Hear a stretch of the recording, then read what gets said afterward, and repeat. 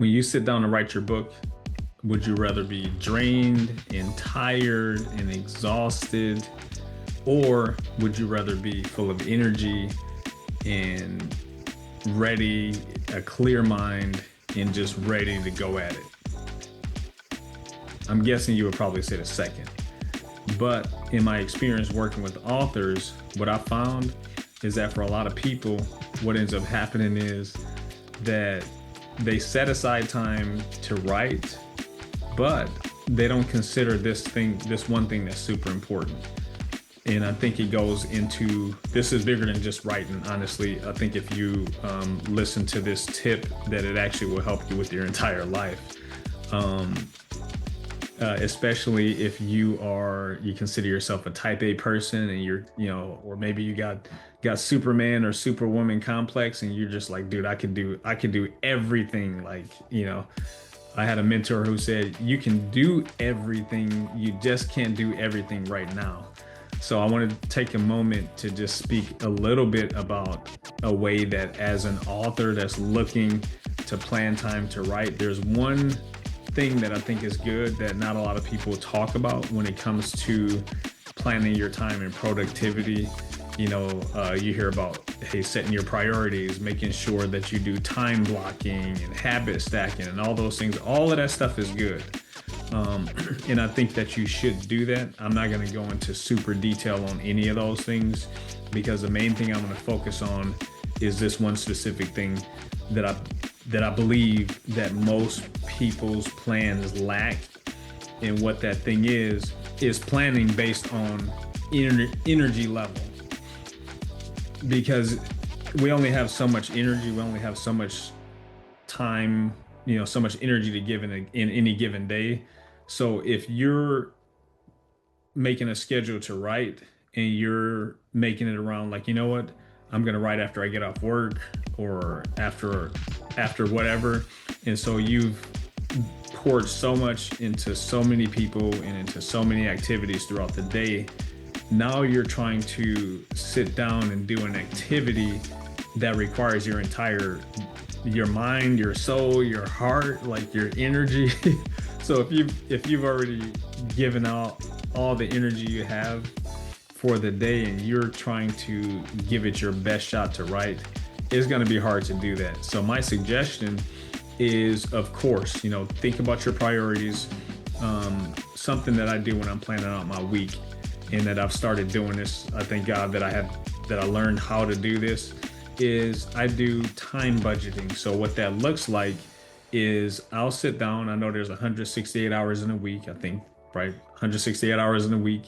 And so I'll sit down. The first thing I'll do is I'll determine, okay, how much of that 168 hours do I want to spend drooling on my pillow? Like how much time do I want to spend sleeping?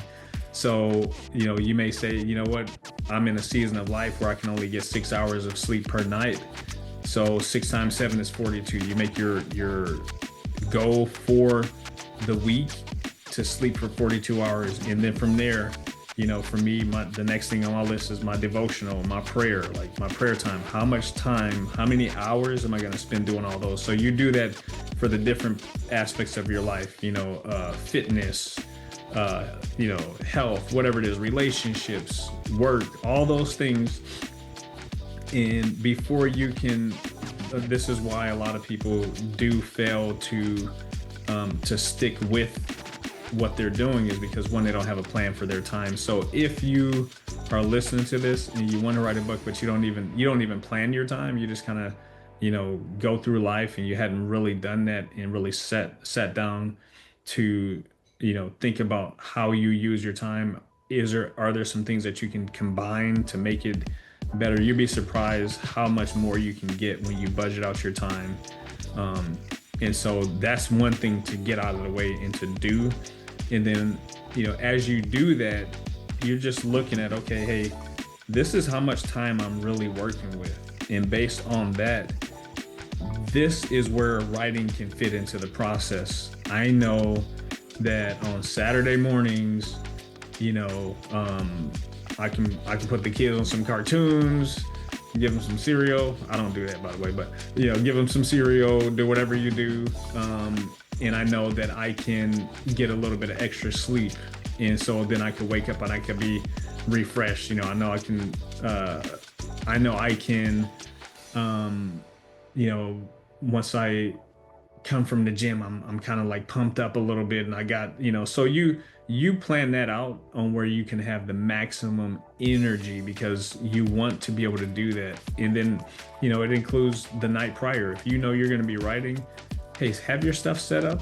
You got some snacks that you do, get your water, whatever it is that you need to do, have everything set up. So when it's time to go, you have no barriers, no obstacles that will keep you back from being able to step into that. So I just wanted to create this quick video for you, and I want to encourage you that, hey, if you haven't started your book, this is a great place for you to think about is, yes, I would like to start a book, but I got to get I got to get my time together before I can even think about adding something like that into it. And I think for a lot of people, that's why it's so hard, is because they don't, if you don't already have routines and things like that you're intentional about, and you have a busy life, and you don't have a good grasp of your time, then it becomes even harder when you think about adding something else into that requires so much intellectual stimulation and so much. It's a lot of stuff that writing a book requires. And so this is what I do, in the last 3 years. I just kind of did a little bit of math and was like, whoa, like in the last 3 years I've spent 1,500 hours helping authors kneecap on Zoom, doing in-person workshops, and helping on the publishing side as well to get their books across the finish line, through my online training and different things that I do with coaching authors. And so during that period of time, I'm speaking from the things that I've seen. And look, I'm here to help you finish the book that God placed in your heart. So please, you can, this is one of my first videos that I'm kind of starting up with things. But yeah, please just leave a comment below and let me know, hey, where you are in the process. Are you just getting started, or do you want to get started, or are you at a point where you've gotten some, you got a little bit of momentum, maybe something happened and you need help finishing? I just want you to put that, in the chat. Let me know how you enjoyed this video, and if there's one takeaway that you are going to walk away from this video with. So, hey, thanks for watching, and I hope you have a phenomenal day.